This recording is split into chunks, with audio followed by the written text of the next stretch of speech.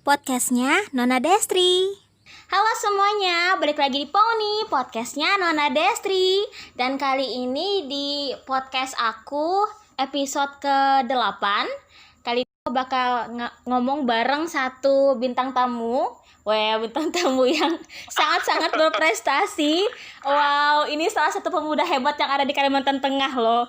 Karena emang sangat berprestasi sekali. Halo Kak, boleh Kak say hi Kak dulu? Halo semuanya, selamat malam, selamat siang, selamat pagi. Jadi aku sekarang sedang berbincang bareng Kak Aditya Anugrah. Namanya Kak Adit. Kak Adit ini adalah Ketua PCMI Kalteng, Purnacaraka Muda Indonesia yang ada di Kalteng. Benar. Terus apa lagi Kak prestasi Kakak yang lainnya? Ada Putra Kebudayaan Kalteng, Duta Lingkungan Hidup, sama alumni Pertukaran Pemuda juga. Terus Kakak juga duta bahasa ya dulu, duta bahasa Kalteng 2017 ya? Iya, Duta Bahasa tahun 2017. Wow, memang nyata sekali ininya ya prestasinya. Jadi Duta Bahasa 2020. Amin. Amin. Oke Kak, mau basa-basi dulu aja nih, mau nanya kabarnya gimana? Boleh. Kabar baik, alhamdulillah. Di Baik. tengah corona masih baik-baik aja. Sehat? Sehat. Mentalnya sehat juga? Masih sesakit yang dulu. Aduh. Waduh, lah jadi curhat. Aduh, gak apa-apa Kak. Jangan curhat. Gak apa-apa Kak. Next time aja nanti di luar podcast ya. Oke. Oke, aku mau nanya nih Kak. Boleh nggak sih Kak cerita tentang background Kakak sedikit? Kayak studinya, pekerjaannya, apa gitu tentang Kakak yang Kakak mau sampaikan, mau ceritakan? Oke, jadi perkenalkan, nama saya adalah Aditya Anugrah. Saya lahir di Palangkaraya tanggal 14 September 1994. Jadi sekarang sudah berumur 26 tahun, puji Tuhan. Dan saya berasal dari Kabupaten Pulang Pisau. Saya lulus dari Universitas Kristen Petra Surabaya, jurusan Teknik Industri di tahun 2016. Kemudian setelah lulus tidak langsung bekerja, ada ikut program pertukaran pemuda. Wow. Kemudian, sama motornya. Kemudian bekerja di salah satu perusahaan asing yang berada di Kota Palangkaraya. Dan di sana saya di bidang marketing dan juga bagian penjualan, terus juga sebagai pemandu wisata. Iya. Begitu. Cuman sudah di PHK sayanya. Gak apa-apa Kak. Pekerjaan itu bisa datang dari manapun, asal kita bisa mencari dengan kreatif. Wah, asik. Asik. Wah. Terus nih Kak, lanjut ya Kak ya. Karena kita boleh. mau ngomongin tentang pemuda yang berprestasi. Aku mau nanya nih Kak. Awal permulaan Kakak tuh loh untuk memutuskan untuk ikut segala kegiatan-kegiatan ini loh, kayak misalnya pertukaran pemuda atau ajang-ajang pageant lainnya, Putra Kebudayaan segala macam tuh, apa sih alasan awalnya Kak? Kenapa Kakak mau? Wah, alasannya sebenarnya saya pribadi tuh saya atau aku ini. Lo gue juga nggak apa-apa Kak. Iya, kalau pribadi selalu percaya kalau orang bisa melakukan hal tersebut, berarti saya juga mempunyai kesempatan yang sama seperti itu. Wow. Nah, untuk lomba duta sendiri dimulai tahun 2013, yaitu lomba duta lingkungan hidup waktu itu di Kabupaten Pulang Pisau. Cuman waktu itu pertama kali diajak oleh mama, jadi mama yang kasih tahu informasinya bahwa ada lomba duta lingkungan hidup, terus nanya Adit mau ikut atau enggak. Soalnya kan waktu itu tahun 2013 kan sudah kuliah di Surabaya nih. Berarti kalau misalnya ikut lomba duta berarti harus balik lagi ke Palangkaraya terus ke Pulang Pisau seperti itu. Terus mama aku sih bilang siap-siap aja, apakah modalnya siap atau enggak gitu kan. Terus mama bilang kalau misalnya kamu mau dan bersedia ikut ya ikut. Akhirnya waktu itu pulang ke Pulang Pisau, pulang Kalimantan, terus ke Pulang Pisau, terus ikut lomba duta lingkungan hidup. Itu awalnya. Awal permulaannya ya Kak ya, masuk ke dunia seperti ini. Dunia yang fana ini. Sebenarnya juga masih dalam proses pencarian jati diri juga. apakah kegiatan seperti ini tuh cocok atau enggak dengan pribadi saya seperti itu. Jadi kalau misalkan kalau menang kan berarti memang jalan yang diberikan Tuhan kan seperti itu nih. Jadi bisa dilanjutkan.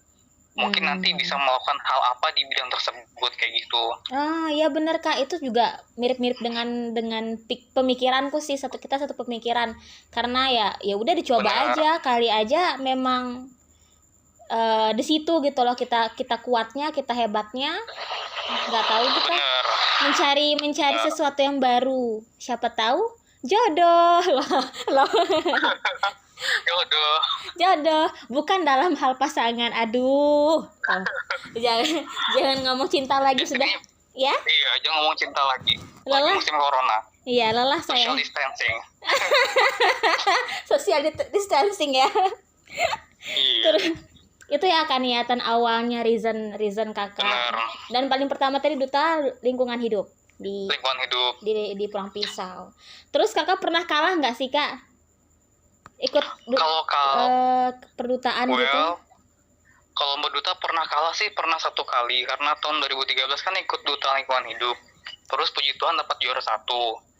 Terus dikirimlah ke provinsi. Nah, dulu itu di provinsi dapat 10 besar aja sih. Mungkin karena persiapannya yang kurang juga. Terus juga pengalaman yang kurang. Terus juga pernah juga kalah di Putra Pariwisata Kabupaten Pulang Pisau. Nah, jadi dulu karena menang Duta Lingkungan Hidup, terus mama nih minta tolong. Mama menyarankan kembali untuk ikut Putra Pariwisata di tahun berikutnya. Nah, cuman dulu itu kalah juga di pariwisata, dapat runner up 1. Tapi itu lumayan loh Kak, dapat ini juga lumayan. Posisi. Lumayan, modal keganti. Iya, kita mikirnya ekonomi juga ya Kak. Oh iya. Realistis. Iya dong. Betul, aku ada back song suara gugup di sini. Nggak apa-apa. Biar lebih merdu Kak nanti podcast kita. Terus Kak, kalau bisa dihitung berapa banyak Kakak ikut lomba-lomba kayak gitu, ajang-ajang seperti itu? Kalau untuk perdutaan sih Lingkungan Hidup, terus Putra Pariwisata Kabupaten Pulang Pisau, Duta Bahasa, Duta Tamun Bungai dengan Putra Putri Kebudayaan, ada 5. Wow. Iya. Dan aku nggak pernah ikut itu kecuali pertukaran pemuda. Kan ikut tahun ini Des. Oh ya. Iya, jadi dulu belajar sih. Karena di waktu Lingkungan Hidup di provinsi masuk 10 besar, kemudian di Putra Pariwisata cuma juara 2. Akhirnya ketika mau ikut lomba selanjutnya benar-benar persiapan semaksimal mungkin kayak gitu. Oh iya. Makanya akhirnya puji Tuhan setelah itu puji Tuhan dapat juara 1 terus sampai saat ini. Kelihatan ya yang mana otaknya cemerlang gitu. mendengar Kak Adit berbicara tuh kayak wow, pernah kalah cuma sekali. Dan itu pun runner up dong. Aku kira ini tuh kalahnya emang kalah ini loh kayak nggak dapat berapa besar. Wow, yang ini ternyata runner up. Iya, runner up. Wow, hebat sekali. I'm so proud of you Kak. Mari kita tepuk tangan secara virtual. Secara virtual. Kayaknya ramai banget ya Des di sana Des. Ada banyak kok temanku kan nyamuk dan ada sepupuku menemani di sini Kak. Terus Kak ini kayaknya aku pengen mengulik lebih jauh tentang kegiatan ajang yang Kakak ikuti terakhir kali. Putra Putri Kebudayaan nggak sih? Kebudayaan. Ya, nah itu. Kayaknya kita lebih kulik hal itu aja deh Kak, ke ajang itu. Boleh nggak sih Kak, Kakak sharing pengalaman dari seleksi atau proses ajang di provinsi dulu hingga dapat ke nasional dan akhirnya di nasional dapat runner up keempat ya? Benar. Iya. Nah, boleh nggak Kak bagi-bagi ceritanya? Boleh. Jadi sebelum berbagi cerita, mungkin tips dulu ke teman-teman yang mendengarkan, bahwa kalau misalnya kita ikut suatu kegiatan, sekiranya kegiatan tersebut berguna bagi apa yang kita kerjakan, ataupun berhubungan dengan passionnya kita gitu. Jadi kita ketika mengikuti kegiatan tersebut, kita bisa all out untuk memberikan yang terbaik untuk kegiatan tersebut, kayak gitu. Nah, terkait dengan putra kebudayaan sih memang aku punya passion di bagian budaya sih. Jadi kegiatan-kegiatan juga kebanyakan berkaitan dengan budaya. Jadi menurutku itu relevan waktu aku memutuskan untuk ikut putra kebudayaan. Jadi dulu lomba provinsinya itu dilaksanakan di Puruk Cahu. Iya, jadi salah satu kendala dulu adalah harus pergi ke Puruk Cahu untuk seleksi tingkat provinsi. Begitu dulu. Sedangkan kan ke Puruk Cahu nggak pernah. Terus juga kalau persiapan sih mungkin 1 bulan kali ya persiapan. Maksudnya menyiapkan berkas, video profil, terus juga ada photoshoot, terus juga video bakat, dan lain-lain. Sedangkan untuk lomba provinsinya cuma 2 hari aja waktu itu. Hari Sabtu dan hari Minggu. Terus juga untuk tingkat provinsi di tahun saya, tahun 2019, kita harus membuat esai tentang kegiatan kebudayaan. Kemudian setelah hari H muncul, sebenarnya posisinya waktu itu nggak terlalu fit sih, karena sebelumnya aku sama beberapa teman-teman terpilih mewakili Kalimantan Tengah untuk ikut kegiatan kemah budaya di Jogja. Nah, kegiatannya itu selama 5 hari dan baru selesai di hari Jumat. Jumat pagi. Iya. Terus Jumat siangnya kita balik ke Palangkaraya, baru sampai Palangkaraya itu pukul 5:30 malam kalau nggak salah. Jam 6 malam, terus habis itu langsung packing, karena subuhnya kita langsung berangkat lagi ke Puruk Cahu. Bener. Wow, perjuangannya ya. Karena kebetulan tuh kita pakai mobil 4 orang sih, jadi sama teman-teman juga. Itu yang perjuangannya itu waktu ke Puruk Cahunya, soalnya kan nggak pernah kan. Terus waktu itu kita lewat jalur desa Sayhanyu. Jadi waktu itu kan kita harus dorong mobil ke atas bukit. Bayangin deh, Stri, perjalanan yang ditempuh dengan waktu 10 jam itu kita tempuh lebih lama lagi karena ada hujan deras, kemudian harus dorong mobil ke atas bukit. Jadi akhirnya kegiatan di hari pertama itu kita nggak ikut full, karena nyampenya udah larut malam banget. Begitu. Akhirnya ikut kegiatan di sana, di provinsi itu. Hari pertamanya langsung tes pengetahuan tentang kebudayaan. Itu tes tertulis, kemudian ada wawancara, malamnya unjuk bakat, besoknya kita ada beberapa materi dari sponsor, kemudian malamnya grand final. Sangat singkat sih kalau dibandingkan dengan kegiatan yang lain. Singkat tapi padat jadwalnya gitu loh, Kak. Bener, singkat tapi padat. Singkat tapi padat, dan dengan kondisi tubuh kakak yang gak fit itu kayaknya wow banget itu. Iya, itu puji Tuhan banget sih, karena aku secara pribadi waktu itu sangat tidak mengekspektasi bakal juara 1, soalnya kan aku rasa kurang all out karena kondisi fisik juga kurang seperti itu sih. Tapi puji Tuhan diberi kesempatan. Di provinsi kemarin tuh kurang lebih apa sih, Kak, yang ditandingkan, yang dicari gitu loh kemarin tuh? Untuk putra kebudayaan sih yang pertama mereka cari otak dulu. Itu sih dari hasil wawancara loh ya sama regional directornya. Mereka cari yang punya intelligence dulu, yang pinter. Kemudian nomor 2 itu adalah face. Of course, duta pasti face-nya harus bagus. Kalau aku sih modal edit face app ya. Iya, itu sih yang paling di ini. Terus juga pengetahuan tentang kebudayaan. Kalau kemarin esainya tentang, boleh tahu nggak sih, kakak kemarin nulis esai tentang apa? Kalau esai tentang juhurotan. Oh, enak tuh. Oh, enak, memang enak, makanan favorit soalnya. dengan babi. Iya, babi. Soalnya kan gini, tema esainya itu adalah kita harus mengangkat suatu kebudayaan apa yang relevan sama kita sekarang. Iya, benar. Bisa kita promosikan ke dunia luar. Jadi itu saya sih fokusnya ke rotan. Karena kan aku bekerja di industri pariwisata, jadi sering nih ketemu bule yang datang ke Kalimantan Tengah. Nah, dan selalu kita coba sajikan makanan rotan yang enak itu. Dan dari observasi saya pribadi, 90% dari bule-bule ini mereka menyukai rotan. Mereka kan taunya rotan itu adalah bahan untuk membuat furnitures. Yes. Nah, di sini kita makan rotan, kita makan kayu itu. Iya. Nah, itu saya jadi mengangkat hal itu juga kemarin. Hebat. Pantas juara 1 ya. Iya. Puji Tuhan. Puji Tuhan.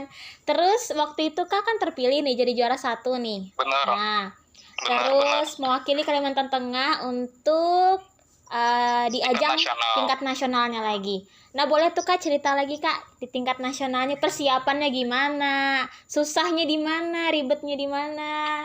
Dan sampai bisa dapat juara gitu loh. Luar biasa.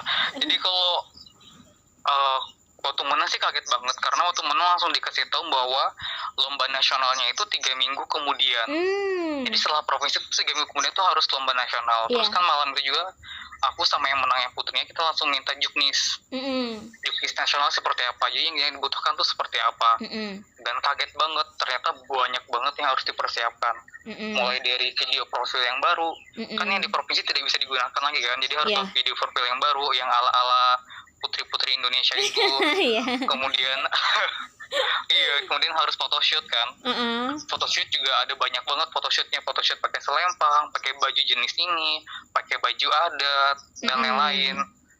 Kemudian juga waktu itu harus mengumpulkan berkas secara online. Kita juga harus menyiapkan advokasi yang sudah dijalankan, dan kostum juga banyak banget.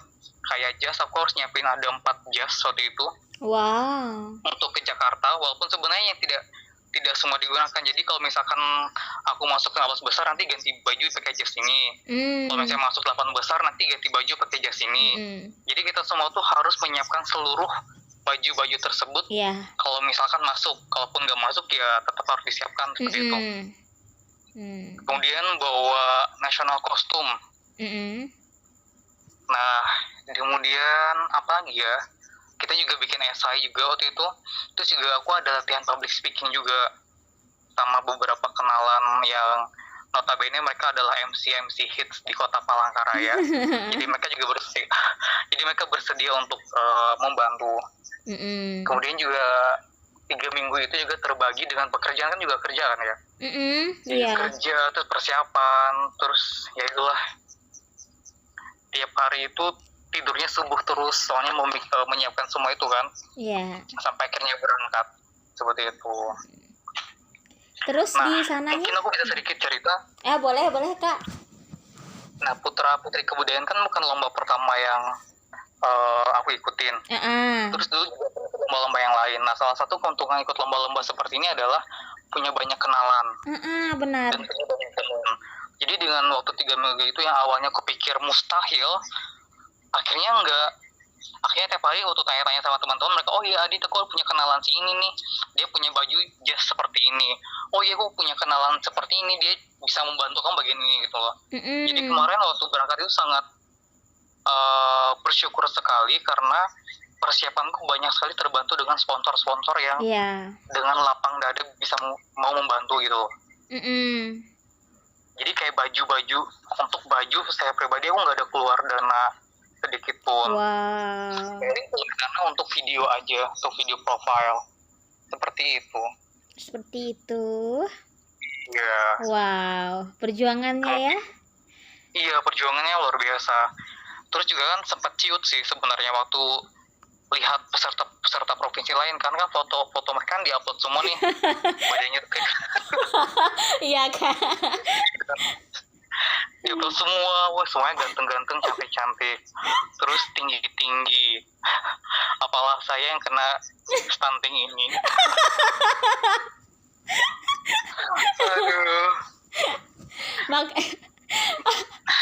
Aduh, nggak sanggup Kak.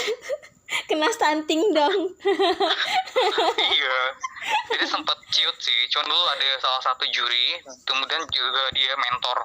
Namanya Dokter Aci. Dokter Aci bilang Adit yang di nasional itu semuanya ganteng, semuanya cantik. Jadi ganteng dan cantik itu bukan hal yang spesial lagi katanya. Iya. Nah sekarang ini adalah supaya kamu menang, kamu harus menemukan keunikan kamu nih apa, supaya kamu terlihat di mata mereka. Inner Kalau kamu cuma beauty. mengatakan cantik dan ganteng aja itu udah biasa. Benar. Kayak gitu. Jadi aku benar, iya kan? Benar. Jadi kita harus memiliki daya jual yang lain Karisma, yang membuat Kak, panitia karisma. sama juri di nasional itu notice dengan keberadaan kamu, katanya gitu Yes. dulu. Itu benar. Dan punya target, ya katanya dulu aku disuruh bikin target sih. Gak usah target juara 1 lah, karena itu nggak mungkin kata jurinya. Dibilang nggak mungkin. Aku sadar kok. Iya dulu, jadi dulu pasang target, itu targetnya adalah putra kebudayaan intelijensia. Gitu. Jadi aku nggak ada target-target yang lain nih. Targetnya cuma bawa pulang gelar 1 aja. Iya. Gitu. Dan akhirnya Terus, ternyata dapat intelijensianya. Intelijensia dapat, terus dapat runner up 4. oh, bonus. Iya. Nah lanjut cerita yang di nasional kali ya Des. Iya. Boleh, Kak. Lanjut. Iya, dulu kan nasional lombanya diadakan di Jakarta selama 1 minggu karantina. Terus semuanya diakomodasi. Sampai di sana itu ya awalnya kan ciut nih. Habis ciut kan percaya diri lagi. Pas sampai sana ciut lagi. Jadi di nasional tuh bener-bener kayak wow gitu loh. Peserta lain tuh banyak yang lebih cantik dan lebih tampan dibandingkan foto aslinya. Gitu sih. Kemudian karantina, terus kan dulu banyak juga portal pageant namanya. Jadi mereka tuh yang tiap hari datang ngeliatin kita yang mana yang menurut mereka potensial, terus mereka bikin urutan nih, oh siapa yang bakal juara 1, siapa juara 2, siapa yang bakal juara 3 kayak gitu loh. Nah kalau dulu sih kalau misalnya kamu masuk ke dalam list-listnya mereka, kamu kan pastilah dapat kepercayaan diri. Lah kalau saya itu gak pernah dapat ataupun masuk dalam kategori apapun gitu. Jadi benar-benar tidak terlihat sama portal-portal pageant ini. Cuman dulu jadinya sedih sih. Cuman ya bilang sabar ke diri sendiri aja. Iya. Cuman dulu aku balik ke motivasi awal lagi untuk lebih percaya diri. Contohnya misalkan kegiatan jam 8, aku minimal 15 menit sebelum kegiatan dimulai sudah di tempat kegiatan. Nah jadi dulu selama karantina memang orang yang selalu datang paling awal di kegiatan. Wow. Kalau misalkan ya, jadi itu yang mau kutunjukkan kepada juri itu, walaupun mereka tidak melihat diriku secara look, aku bisa kasih attitude baik. Benar. Kemudian datang selalu on time, tugas PR atau apapun yang mereka minta kami kerjakan, punyaku juga selalu on time. Terus kalau misalnya ada sesi Q&A, aku juga berusaha untuk bertanya, cuman bukan bertanya kaleng-kaleng, karena kan kebanyakan teman-teman ikut lomba duta mereka banyak nanya, tapi kebanyakan materi yang ditanyakan itu sudah dijelaskan ataupun kosong gitu loh. Dan itu banyak banget kejadian. Nah kalau aku sih nggak perlu banyak tanya, yang penting pas nanya itu kena. Iya benar. Kayak gitu. Jadi kadang kita kan sudah dapat jadwal nih setiap hari nanti materi sama siapa. Karena kan dulu pematerinya dari mana-mana, dari Kementerian Pariwisata, Kementerian Pendidikan, Kebudayaan. Jadi memang orang-orang yang penting gitu loh. Jadi aku sudah lihat materinya, terus aku udah coba cari-cari dulu. Jadi malamnya sebelum tidur aku udah bikin catatan-catatan kecil kira-kira sekarang update-nya nih apa nih masalahnya. Jadi besok foto materi ini kalau memang relevan dengan apa yang sudah aku tulis, aku bisa tanyakan kayak gitu. Jadi kayak bawa study case gitu ya Kak ya? Bener, jadi aku tiap malam sebelum tidur aku selalu bikin note pertanyaan, kira-kira besok nih pas sesinya ini aku bisa nanya apa. Cuman nggak di semua sesi juga nanya gitu. Terus kebetulan juga karena bisa bahasa Inggris kan, jadi untuk beberapa dewan juri yang mereka notabene memberikan materi dalam bahasa Inggris, aku juga bertanya dalam bahasa Inggris. Begitu. Berarti dan penting tiap hari ya? itu padat, kegiatan dimulai dari jam 8 pagi sampai jam 2 malam, jam setengah 3 subuh. terus besoknya udah harus siap lagi. Terus dulu juga pas materi apa harus pakai baju apa kayak gitu, nanti dikasih waktu sekitar 10-15 menit harus cepat balik kamar ganti baju lagi untuk photoshoot. Wow. Nanti setelah photoshoot selesai nanti harus balik lagi ke kamar lagi ganti baju lagi. Gitu. Jadi kayak baju-baju yang digunakan harus nggak boleh salah dan semuanya harus disiapkan dengan baik-baik sih. Tuh, terus apa lagi ya? Kalau untuk kegiatan-kegiatan selama karantina sih ada materi. Terus juga dulu kita ada kunjungan juga ke KPK, Komisi Pemberantasan Korupsi Indonesia. Nah, terus juga dulu pernah ke kementerian juga kunjungan keluarnya. Untuk KPK sih dulu aku dapat penghargaan. Apa itu, Kak? Soalnya jadi dulu pembicara dari KPK itu memberikan sebuah pertanyaan. Aku lupa sih nanyanya apa. Kemudian kan aku karena tahu sedikit-sedikit ya aku jawab dong. Dan kebetulan jawabanku tuh benar. Nah, jadi dari semua teman-teman di situ tuh nggak ada yang berani jawab. Terus dia bilang siapa yang bisa jawab ini dengan benar kan saya kasih hadiah kayak gitu. Dan saya jawab dong, saya coba untuk jawab dan akhirnya benar. Dikasih deh hadiah. Yeay. Nah dari situ, dari penghargaan dari KPK itu akhirnya mulai mulai dilihat sama Dewan Juri sama panitia. Oh, Kalteng ada kayak gitu. Sebelumnya kayaknya cuma diambang-ambang di belakang-belakang aja. Iya sih. Kayaknya memang harus dimajukan gitu loh Kak Kalteng tuh. Biar dinotis lagi. Jadi di ajang nggak hanya dilihat orang, oh Kalteng ada nih perwakilan gitu. Nggak hanya kayak gitu gitu loh. Jadi bakal dinotis. Kan rugi kan udah sampai nasional tapi nggak bisa memberikan apa-apa. Benar. Nah, untuk materi lombanya mungkin bagi teman-teman yang lain yang dengerin ini nanti, dulu tuh ada photoshoot, ada sesi photoshoot pakai baju formal, terus juga ada pakai national costume, terus juga ada unjuk bakat, ada wawancara, terus ada kunjungan visitasi ke beberapa instansi pemerintah. Iya. Itu sih yang ku ingat. Ada deep interview, itu yang paling penting. Wawancara. Dulu aku nunggu wawancara dari jam 8 malam dan baru diwawancara itu jam 3 subuh. Wow. Bayangkan. Wow. Iya. Itu kayaknya dewan jurinya udah panas tuh Kak di dalam. Udah. Panas banget. Bayangkan di jam 8 malam sampai jam 3 itu aku jam 3 subuh kan. Sedangkan di belakangku itu masih ada banyak peserta. Wow. Jadi wawancara itu dulu selesainya sekitar jam 5 pagian. Baru selesai wawancara. Wow. Nah, itu juga sih kenapa malam wawancaranya, cuman kata mereka kalau malam itu biar ngetes fokus katanya. Iya. Kan kelihatan juga Kak kalau kita capek itu kelihatan aslinya. Biasanya kayak gitu sih. Benar, panitia selalu bilang gitu sih, kalau capek, kalau sudah sering nanti kelihatan watak aslinya katanya. Kelihatan dia orangnya nggak sabaran atau gimana. Biasanya sih ketahuan kalau udah capek.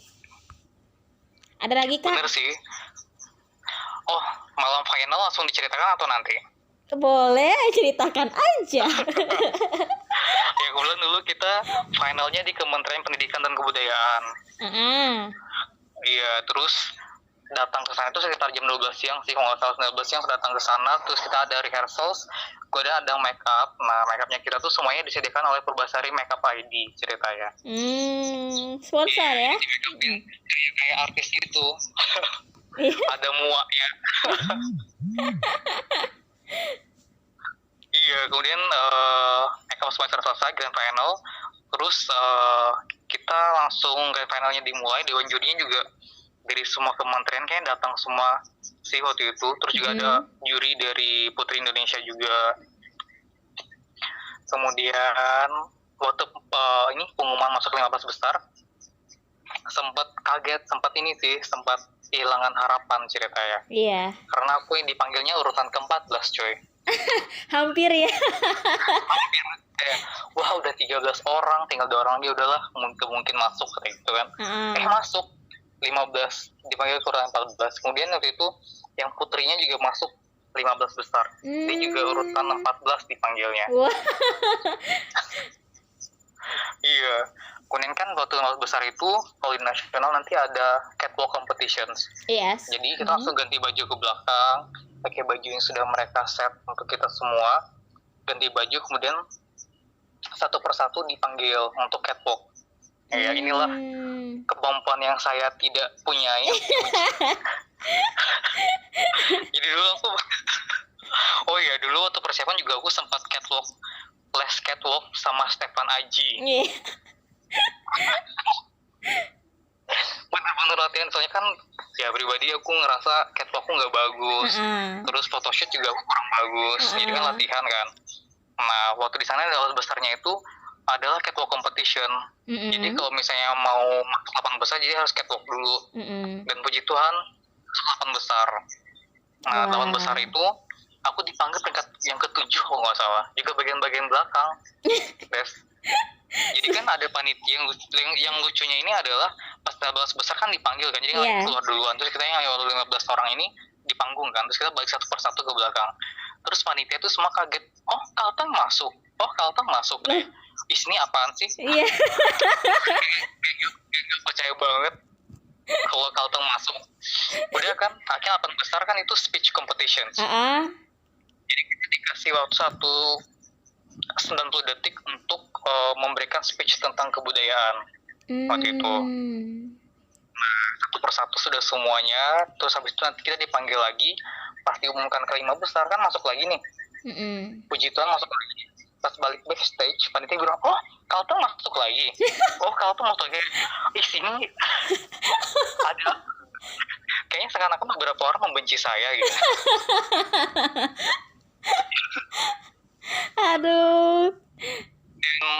Dan terharunya adalah waktu itu ketika teman-teman yang lain kan ada yang nggak masuk kan ya. Waktu kan kita kan ganti baju waktunya sangat terbatas. Kan ganti setelan jas, semuanya itu harus diganti gitu loh. Dan beberapa teman itu mereka langsung, oh iya Adit selamat ya, katanya gitu. Mereka sangat supportif banget sih, bilang selamat tuh mereka satu-satu. Oh iya nih bajumu yang mana, sini kupasangin, jasmu yang mana, celanamu yang mana, sepatumu yang mana. Jadi kan mereka bantuin semuanya. Terus itu kan ada bajuku, oh iya bajumu nih kayaknya bagus kalau misalnya kamu tambah pin ini nih, katanya gitu. Nih punya pinnya pakai aja.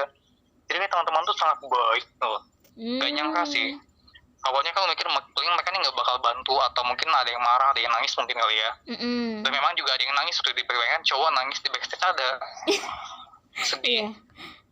Iya wajar, wajar sih karena kan pasti dia perjuangannya dari awal tuh untuk mungkin kali ada yang dia sacrifice. Jadi teman-teman sempat terharu karena teman-teman soalnya semangat ya, dia sudah masuk 5 besar katanya gitu kan.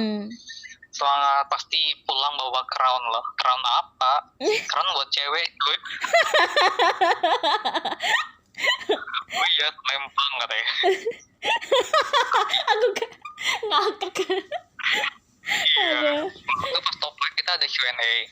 Q&A-nya itu dari tamu kehormatan semua. Nah, kebetulan waktu itu aku dapatnya dari perwakilan dari Menteri Pariwisata.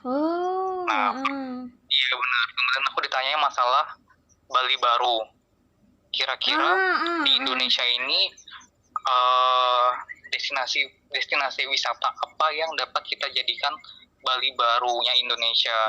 Dan menurutmu kenapa? Kemudian kan waktu itu aku ngomong masalah Tanjung Puting. Iya, benar-benar. Nah, Tanjung Puting sudah aku jelaskan secara detail menggunakan bahasa Inggris yang baik dan indah. Jatuhnya dapat wakil 4 aja, tapi nggak apa-apa sih. Mungkin banyak penilaian-penilaian yang lain. Jadi itu kakak bahasa ngebalasnya pakai bahasa Inggris gitu? Bener. Jadi jawabnya kayak gini dulu. Terima kasih untuk pertanyaannya. Perkenalkan saya menjawab dalam bahasa Inggris. Begitu. Terus pakai bahasa Inggris. Sebenarnya dari kita top 5 itu, 2 di antara mereka itu semuanya pasti berbahasa Inggris sih. Cuman teman-teman yang lain kan mereka memilih untuk menjawab, kita sih bilang jawab indah sih. Jadi mereka memilih untuk aman dan jawab pakai bahasa Indonesia. Gitu. Akhirnya dapat wakil 4. Dan itu kayak sejauh ini sih adalah prestasi tertinggi untuk Kalimantan Tengah sih, untuk putra putri kebudayaan. Nah harapannya tahun ini bisa memberikan yang lebih baik lagi. Amin. Siapakah itu nanti yang akan terpilih? Ya kita Destri? Ya. Apa? Tahun depan. Jangan segala. Jadi panjang lebar kita membahas tentang putra putri kebudayaan. Terus ada ini nggak sih Kak, keinginan lagi untuk ikut ajang lain? Kalau sejauh ini sih enggak. Saya menurutku duluan ikut putra kebudayaan juga karena memang relevan dengan pekerjaan kan. Jadi dulu kalau menang itu menjadi nilai jualku sebagai pemandu wisata gitu. Oh dia ini pemandu wisata perusahaan ini dia adalah putra kebudayaan Indonesia misalkan seperti itu kan. Jadi kan menambah dia nilai jual di pekerjaan sebenarnya. Nah untuk sekarang kan karena udah PHK mungkin nggak ada hal yang cukup relevan untuk ikut lomba ajang-ajang yang lain sih. Cuman nggak tahu kalau misalnya Tuhan memberikan jalan yang lain. Cuman untuk sekarang dengan apa yang kutekuni sekarang dan yang aku lakukan sekarang kayaknya tidak ada. Apalagi kan sekarang kan musim-musim pergantian. Maksudnya bakal putra kebudayaan bakal ganti, terus juga duta tamu undangan juga bakal ganti. Jadi fokus ke ya apa yang aku kerjakan sekarang dulu aja sih. Benar-benar. Begitu. Cuman kalau misalkan jika mereka butuh bantuan atau butuh saran atau butuh mentorship untuk mengikuti kegiatan-kegiatan yang serupa ya aku bakal senang hati untuk membantu. Cuman sepertinya kalau untuk mengikuti udah cukup sih. Sudah cukup ya. Sudah banyak pengalaman juga. Iya. Sudah saatnya untuk memikirkan yang lain ya Kak ya. Oh pernikahan ya. Wow. Jadi bakas loh ya. Jadi bakas. Ya dicari dulu calon pendampingnya Bapak. Mau nikah sama siapa kalau nggak ada calon pendampingnya? Nanti kan dicari ketika new normal sudah berjalan. Wow. Aduh. Oke Kak lanjut ya. Boleh. Kan tadi Kakak sudah ngomongin tentang prestasi dan gimana apa aja yang Kakak sudah kerjakan sebelumnya. Nih bisa nggak sih Kak memberikan kata-kata motivasi atau apa gitu agar teman-teman yang mendengarkan ini termasuk aku juga terbangun untuk bisa jadi pemuda berprestasi kayak Kakak juga. Sebenarnya sih seperti yang aku bilang di awal podcast tadi, bahwa aku selalu percaya bahwa kesempatan dan peluang itu adalah sama bagi semua orang. Nah, kalau istri kan tahu sendiri kan kayak aku nih hidupnya seperti apa, orang tua bagaimana, pekerjaan orang tua seperti apa, problem hidup kan istri kurang lebih tahu kan. Jadi dengan keterbatasan yang aku miliki itu, aku selalu percaya bahwa walaupun aku tidak memiliki kehidupan yang lengkap seperti teman-teman yang lain, aku juga bisa ngebuktiin bahwa aku juga bisa melakukan hal yang sama bahkan lebih seperti itu. Jadi membuat saya selalu percaya bahwa ya tadi kesempatan peluang itu sama buat orang, bagi semua orang, tidak peduli bahwa kamu ini dari mana, warna kulitmu apa, rambutmu lurus, pendek ataupun keriting, badanmu tinggi atau kurang tinggi, dari mana kamu berasal. Pasti kalau kamu berusaha pasti akan dibukakan jalan soal itu. Cuman kita juga harus sadar gitu loh bahwa tidak semua hal yang orang kerjakan kita juga bisa kerjakan. Benar. Kita kan punya kapasitas kita masing-masing. Jadi kita dengan mengikuti kegiatan-kegiatan seperti itu, harapannya kita bisa mengevaluasi diri juga. Kira-kira nanti passionku nih sebenarnya apa gitu. Jadi nggak semua kegiatan juga untuk diikutin. Harus mengenal juga nih diri kita seperti apa kayak gitu.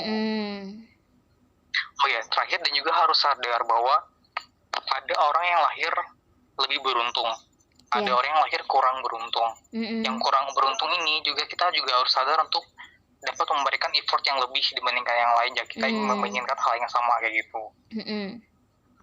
Itu sih. Ya kan tiap orang kan punya kelebihan, talentanya masing-masing. Jadi ya kalau punya talenta di bidang itu, kenapa enggak gitu loh diperindah lagi talentanya, ya dipergunakan talentanya sebaik mungkin. Amin, benar itu Kak.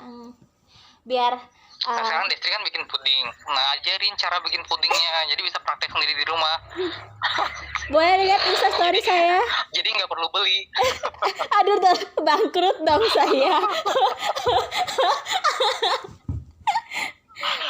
Kalau nggak ada yang beli nanti bangkrut dong. Oh iya.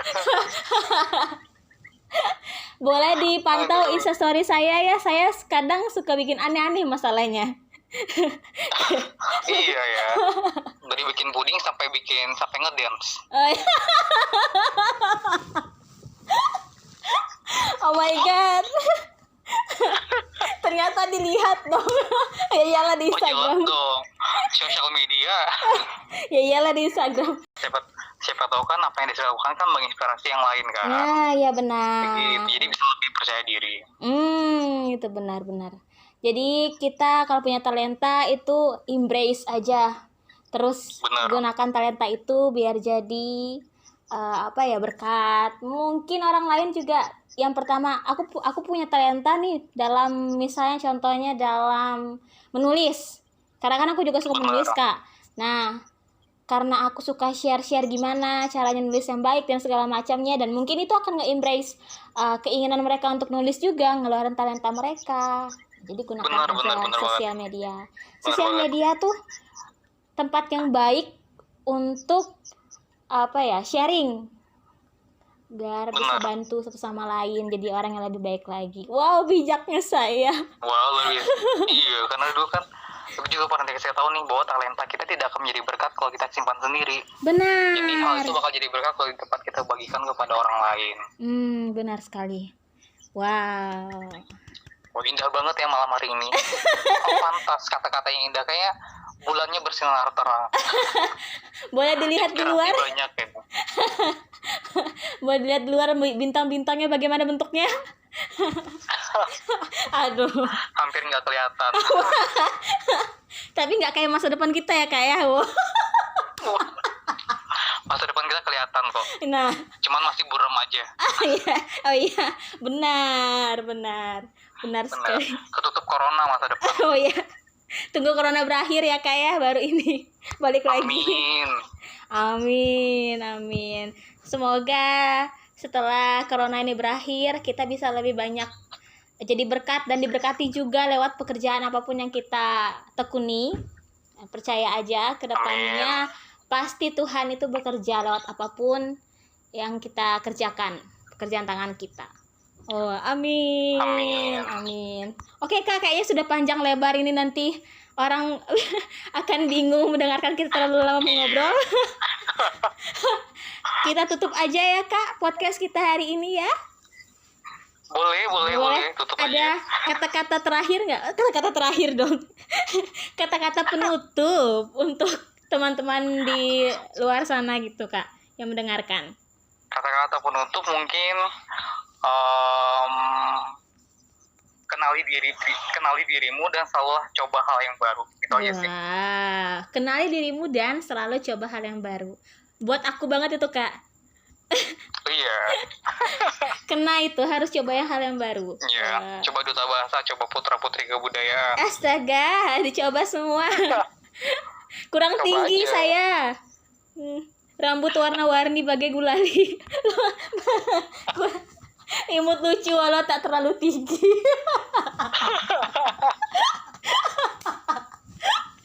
Mungkin dulu itu ada yang namanya epidemi stunting kali ya. Makanya Tahun jadi 94, 95, 96 ya. makanya Kak jadi pembina di genre biar anak-anak yang lain itu nggak stunting. Iya dong, libatkan dong. Ini malah jadi bahas yang lain ya. Oh iya benar. Kita closing. Ya, terima kasih Kak Adit sudah jadi Makasih, bintang Destri. tamu malam ini yang indah. Terima kasih sudah memberikan secercah harapan untuk kami semua yang mendengarkan ini agar menjadi pemuda yang berprestasi ke depannya. Wah, amin. Oke, teman-teman, kayaknya episode 8 kita tutup aja sekarang. Jangan lupa untuk mendengarkan Poni Podcast Nona Destri episode sebelumnya, dan tunggu karena minggu depan aku akan balik lagi dengan topik-topik yang lebih seru lagi. Dadah, see you.